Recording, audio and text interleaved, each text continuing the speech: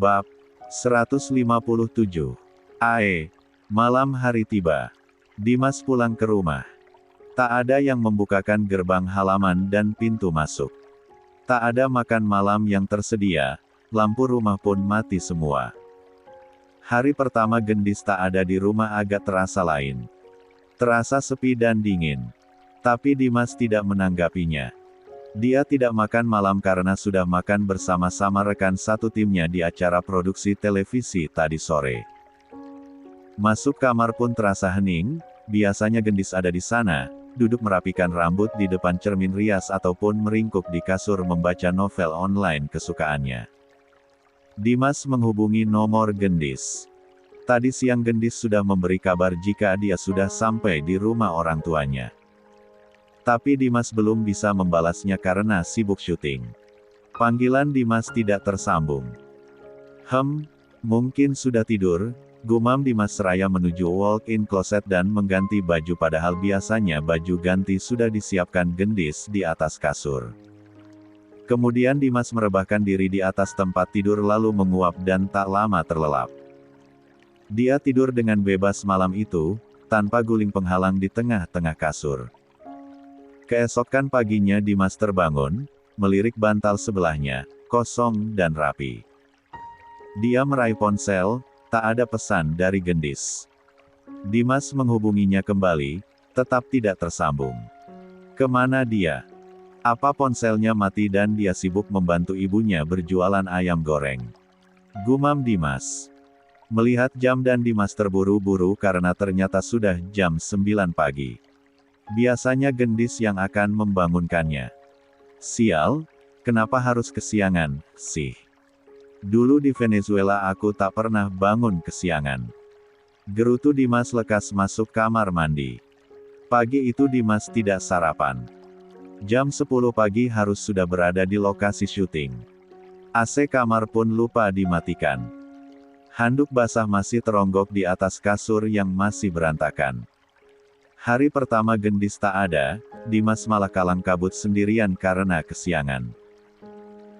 Padahal sebelumnya di Venezuela, Dimas cukup tertib tapi karena beberapa bulan hidupnya terbiasa dilayani Gendis, kebiasaan tertib itu sedikit terabaikan. Pintu gerbang rumahnya tidak dia tutup lagi. Masih untung Dimas tidak lupa mengunci pintu rumahnya. Nathan yang melihat Dimas pagi itu begitu terburu-buru dan tampak kacau saat berangkat kerja hanya tersenyum kecil. Baru sehari ditinggal istrimu kenapa tampak terburu-buru begitu? Sampai gerbang halaman pun lupa ditutup lagi. Kekeh Nathan di balik tirai jendela rumahnya. Isadora mengintai rumah Dimas dari seberang ramahnya karena memang terlihat. Hiya, beneran pintu gerbang nggak ditutup. Besok-besok pintu rumah juga lupa ditutup, deh. Gumam Dora. Merasa geli. Sayang, kamu lagi nungguin abang sayur. Teriak Rangga dari pintu rumah. Iya, ada yang lupa aku beli di supermarket kemarin, dusta Dora. Rangga tersenyum lalu duduk di kursi teras, menyeruput teh chamomilenya. Duh, si abang sayur bentar lagi lewat aku mau beli apa, ya. Mana nggak bawa uang, desis Dora. Nunggu di sini aja. Teriak Rangga lagi. Dora menurut, dia berjalan masuk halaman rumah dan duduk di dekat Rangga. Sayang, unitmu di apartemen Opa Aji apa mau disewakan? Tanya Rangga. Dek, itu apartemen yang ditinggali Gendis saat ini. Enggak, kenapa emang? Tanya Dora. Ada relasi bisnisku yang malas bolak-balik Indonesia-Meksiko. Dia mau stay di Indonesia selama setengah tahun dan sedang mencari apartemen yang pemandangan dari atas balkonnya bukan gedung-gedung pencakar langit, melainkan pemandangan alam yang asri. Unitmu di Crown Apartemen kan memang indah pemandangan dari atas balkonnya. Opa Aji membuat taman yang luas di areal apartemen, papar Rangga. Oh, tapi aku nggak mau sewain apartemenku.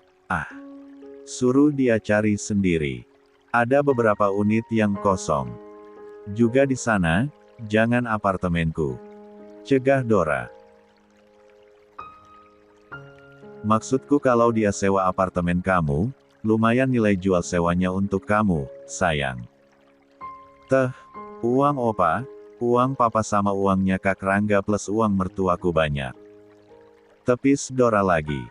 Rangga mesem, baiklah, baiklah. Isadora sedikit merasa gelisah, pasalnya ide Dora menjauhkan Gendis dari Dimas tanpa sepengetahuan Rangga.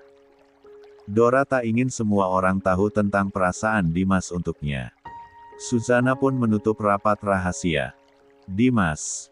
Terlebih, Dora ingin menjaga nama Dimas tetap baik di mata Reza dan Lani. Reza dan Lani teramat bangga pada Dimas yang mereka sekolahkan di luar negeri lalu kembali dengan kesuksesan. Terlebih Dimitri, betapa bahagia Dimitri memiliki Dimas. Dora tak ingin meredupkan sorot bangga dan bahagia para orang tuanya untuk Dimas. Nggak usah gelisah, aku tak memaksa, kok. Rangga menangkap kegelisahan Dora dan dia pikir Dora gelisah karena enggan menyewakan unit khususnya di Crown Apartemen. Dora berusaha santai dan tersenyum. Aku cuma lagi bingung mau masak apa hari ini. Nggak usah masak kalau bingung. GoFood saja dari restoran Om Davin atau minta kirimin makanan pipi. Dim, saran Rangga. Dora tergelak, Rangga sebetulnya memang tak ingin Dora bersusah payah di dapur hanya untuk memasak makanan untuknya, tapi Dora bersikeras melakukannya. Aku ingin mengatakan sesuatu padamu, ujar Rangga. Apa? Dora mendekatkan wajahnya ke wajah Rangga. Tapi kamu jangan emosi duluan, ya. Dora mengangguk. Kemarin Eugene datang ke kantor, ucap Rangga kalem. Eugene. Kak Eugene teman kampusmu dulu. Rangga mengangguk. Ngapain datang ke kantor? Tanya Dora masih datar. Fokus Dora saat ini adalah Dimas dan Gendis. Hanya berkunjung dan dia masih sendirian. Oh, belum merit. Kenapa? Cariin jodohlah untuk Kak Eugene. Ujar Dora enteng. Rangga menilik wajah Dora lekat. Kamu nggak cemburu? Dora mesem. Enggak, kan katanya Kak Eugene sudah ikhlas melepasmu dulu terusan dia datang hanya berkunjung, toh. Mengunjungi kawan lama, kawan kampusnya dulu. Rangga bernapas lega. Aku percaya sepenuhnya padamu. Cintamu padaku sudah teruji, Kak.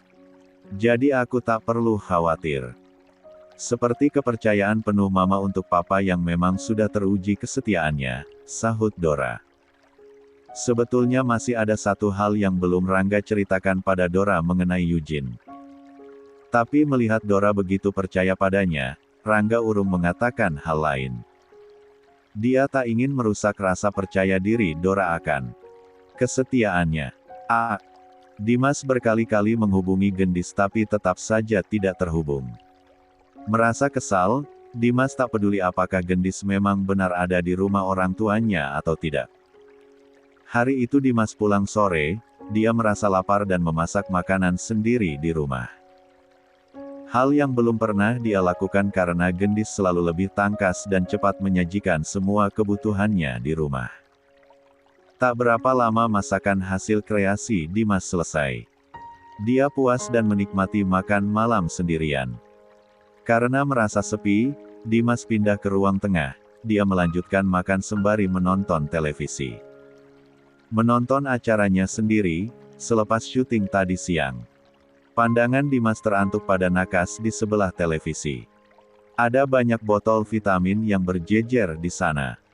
Dimas mendekat, ada catatan kecil dari Gendis. Diminum rutin tiap hari vitaminnya, aku sudah siapkan ini untukmu di tempat yang terlihat. Kamu selalu menonton televisi setelah makan malam. Pesan Gendis di secarik kertas.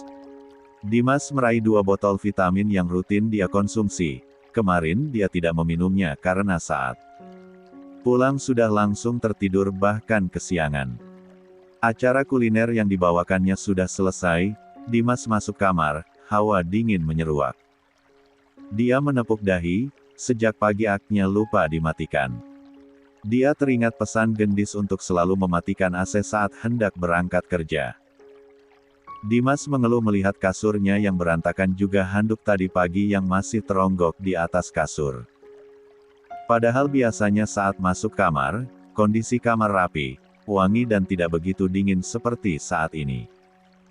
Segera Dimas merapikan tempat tidur, menyambar handuk lalu mandi malam dengan air hangat. Biasanya sebelum rutinitas Dimas mandi malam dengan air hangat, Gendis selalu menyalakan diffuser di kamar mandi. Agar perasaan Dimas merasa relaks saat berendam di bathtub. Kali ini Dimas menyalakan diffuser sendiri juga musik klasik di kamar mandi. Perlahan Dimas masuk bathtub, memejam lalu mendengarkan musik dengan perasaan tenang. Tapi bukan ketenangan yang dia dapat, Dimas memikirkan Gendis kenapa ponselnya masih saja sulit dihubungi. Karena tidak mendapatkan ketenangan saat berendam di air hangat, Dimas memilih cepat mandi lalu berganti pakaian mengenakan piyama yang dia cari-cari di sebelah mana Gendis meletakkan pakaian tidurnya. Keren, bukan? Dimas sampai tak tahu letak pakaian tidurnya ada di lemari sebelah mana karena terbiasa segala sesuatunya disediakan oleh Gendis. Gendis selalu memberikan pelayanan terbaiknya hingga Dimas tidak pernah protes. Segala sesuatu yang disiapkan Gendis selalu sesuai dengan selera dan keinginan Dimas. Lelaki yang kini sudah berubah menjadi tampan, tinggi atletis dan mulai menarik kaum hawa menonton acara memasaknya di televisi itu terpekur sembari bersender di dashboard tempat tidur, memikirkan Gendis tentu saja. Ponselnya masih belum juga aktif. Dia ingin menghubungi ibunya Gendis tapi nomornya tidak punya. Mantap sekali kau, Dimas. Nomor ibu mertuamu pun tidak kau simpan. Dimas malah mendapatkan banyak notifikasi di grup WhatsApp mengenai rating acaranya yang melejit. Chef Dimas berhasil menaikkan rating acaranya, banyak pesan masuk dari kalangan wanita yang menanyakan profil Dimas, apakah Dimas seorang pemuda single atau sudah berkeluarga. Produser acara meminta Dimas untuk menyembunyikan identitas aslinya yang sudah memiliki istri demi rating tinggi. Dimas pun saat ini hanya mengikuti apapun yang diinginkan sang produser. Besok lusa aku akan ke rumah orang tua Gendis, kenapa juga ponselnya harus tetap mati? Sesibuk apa dia di sana? Gumam Dimas tak peduli dengan banyak pesan dari para penggemarnya yang kebanyakan dari para wanita, saat ini Dimas sedang memikirkan Gendis. 3 hari berlalu, Dimas sudah mulai bisa kembali melakukan apapun sendirian di rumah. Kebiasaannya yang selalu mandiri sudah kembali. Tapi Dimas merasa ada yang kurang dan entah apa itu Dimas belum bisa menerjemahkan perasaan kurang di hatinya. Style Crown Apartemen. Gendis menyelonjorkan kaki di sofa. Dia sedang menonton film-film India kesukaannya seraya memakan banyak camilan. Saran dari Dora benar-benar dilaksanakan dengan baik oleh Gendis. Dia bermalas-malasan. Hanya tidur, makan, nonton, tidur lagi, makan lagi dan nonton lagi. Seperti itu saja siklus keseharian Gendis di apartemen. Jika bosan menonton, Gendis memilih berenang di swimming pool atau juga menikmati menu pastry lezat yang ada di kafe apartemen. Pastry di kafe apartemennya ternyata selalu banyak pengunjung. Semua jenis pastry di kafe tersebut terkenal enak dan lezat. Gendis sampai protes pada Dora karena tidak pernah memberitahu kehebatan chef di kafe yang ada di sebelah lobi apartemen. Seperti saat ini, setelah bosan menonton, Gendis selalu berenang lalu setelahnya akan menghabiskan waktu menikmati pastry dengan secangkir coklat hangat atau teh manis hangat. Tanpa rutinitas mengurusi Dimas tiap harinya. Dora benar-benar memanjakan Gendis di apartemennya. Pengunjung kafe bukan hanya penghuni apartemen saja, banyak orang luar apartemen yang berkunjung dan memesan banyak pastry. Saat Gendis dengan khusyuk menikmati hidangan hangat di depannya setelah berenang, seseorang menegurnya. Tante. Gendis menoleh menegang beberapa saat. Hanya satu orang pria dewasa yang memanggilnya dengan sebutan tante. Gendis masih diam, memastikan apa baru saja pendengarannya salah. Kamu Tante Gendis. Sedang apa di sini, Tante? Gendis terbelalak melihat Nathan tersenyum kaget melihatnya di kafe tersebut. Nathan tiba-tiba saja sudah duduk di hadapannya. Halo, rambutmu basah. Abis mandi junub, iya. Terka Nathan tengil. Gendis mencebik. Kamu ngapain di sini? Ketus Gendis. Loh, aku yang harusnya tanya, pagi-pagi sudah sendirian di sini, sedang apa? Nathan balik bertanya. Nggak lihat aku sedang apa? Ketus Gendis menyeruput coklat hangatnya. Oh, aku juga mampir ke sini membeli beberapa pastry. Pastry di sini enak-enak, ucap Nathan. Nggak nanya, ujar Gendis. Loh, tadi kan tante tanya ngapain aku ada di sini. Lupa. Gendis cemberut dan bersidekap. Jangan bilang siapapun bahkan suamiku kalau kamu lihat aku di sini. Ujar Gendis tiba-tiba. Nathan meletakkan kantong plastik berisi banyak aneka pastry yang dibelinya di kursi sebelahnya. Dia duduk berhadapan dengan Gendis. Kenapa? Boleh tahu alasannya? Tanya Nathan pelan seraya menopang dagu melihat Gendis dengan seksama. Gendis merasa risih ditatap sedekat itu oleh Nathan. Kamu nggak perlu tahu alasannya. Aku hanya minta kamu merahasiakan pertemuan kita. Sahut Gendis masih saja berkata ketus. Wow, bukankah tante adalah istri setia? Kenapa harus main rahasia-rahasiaan dengan suaminya? Wajah Gendis mendadak bengis. Jangan ikut campur urusan rumah tanggaku. Dan maaf, aku harus pergi. Gendis berlalu dari hadapan Nathan, menuju lift yang ada di lobi apartemen. Kafe dan lobi apartemen hanya dipisahkan oleh dinding kaca. Nathan dapat melihat dengan jelas lantai berapa yang dituju Gendis saat menaiki lift.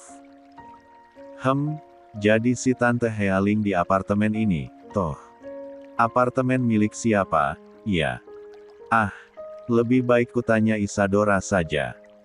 Tapi apakah pantas aku kesini lagi dengan niat bertemu lagi dengan Tante jutek itu? Gumam Nathan sendirian seraya memikirkan kepantasannya menemui Gendis di belakang Dimas.